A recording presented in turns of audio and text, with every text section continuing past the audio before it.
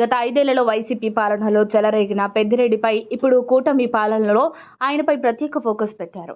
ఈ నేపథ్యంలోనే మాజీ మంత్రి పెద్దిరెడ్డి రామచంద్రారెడ్డి అవినీతి అక్రమాలపై ఆయన కంచుకోట అయిన పుంగనూరులో మంత్రి రాంప్రసాద్ రెడ్డి ప్రజా దర్బార్ నిర్వహించనున్నారు.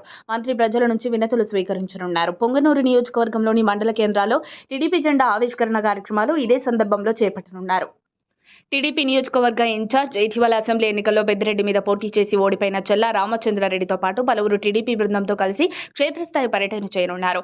టీడీపీ శ్రేణుల క్షేత్రస్థాయి పర్యటనపై మంత్రి రాంప్రసాద్ రెడ్డి మాట్లాడుతూ మాజీ మంత్రి పెద్దిరెడ్డి రామచంద్రారెడ్డి అవినీతి అక్రమాలు భూముల దందాపై చట్టం తన పని తాను చేసుకుపోతుందన్నారు.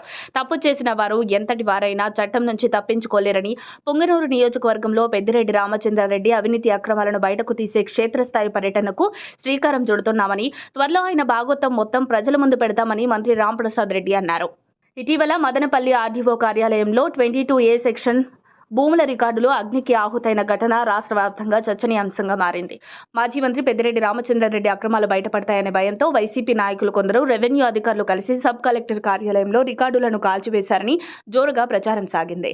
పుంగనూరులో పెద్దిరెడ్డి రామచంద్రారెడ్డి కుటుంబం అక్రమాలు, అరాచకాలకు పాల్పడిందని, వైసీపీ ప్రభుత్వం అండ చూసుకొని 5 ఏళ్లు నియోజకవర్గంలో పెద్దిరెడ్డి అనుచరులు చెలరేగిపోయారని టీడీపీ నాయకులు ఆరోపిస్తున్నారు. పెద్దిరెడ్డి కుటుంబం చేతిలో మోసపోయిన బాధితులు మదనపల్లి సబ్ కలెక్టర్ కార్యాలయానికి భారీగా చేరుకొని ఇప్పటికే ఫిర్యాదులు చేశారు.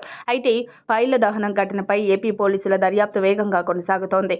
పెద్దిరెడ్డి అక్రమాలపై ఏ చిన్న అవకాశం దొరికినా పెద్దిరెడ్డిని లాక్కెళ్లి బొక్కలో వేయటం ఖాయంగా కనిపిస్తోంది. మరిన్ని అప్డేట్స్ కోసం మా కాయ్ టీవీని సబ్స్క్రైబ్ చేసుకోండి. మా వీడియో కనుక మీకు నచ్చినట్లయితే లైక్ చేయండి, షేర్ చేయండి.